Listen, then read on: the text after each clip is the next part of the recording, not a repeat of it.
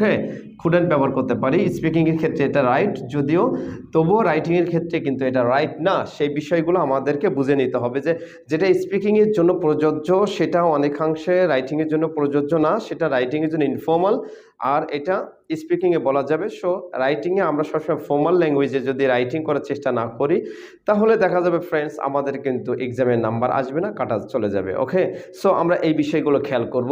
এখন আমরা কিন্তু কেন আমি কাজ করতে পারতাম, তাহলে ওয়াই কুড কি লিখবো, ওয়াই কুড আই ওয়ার্ক, কেন আমি কাজ করতে পারতাম। ওকে, কেন আমি কাজ করতে পারতাম না, তাহলে আমরা লিখতে পারি why could I not work. So friends আমরা কিন্তু শিখে নিলাম। তাহলে এইটাকে আমরা আগে শিখেছি যে একসাথে ইউজ করে why couldn't I work, why couldn't I work. তাহলে আই কুড ওয়ার্ক আমি কাজ করতে পারতাম, আই কুডন্ট ওয়ার্ক আমি কাজ করতে পারতাম না, কুড ওয়ার্ক আমি কি কাজ করতে পারতাম, কুডন্ট ওয়ার্ক আমি কি কাজ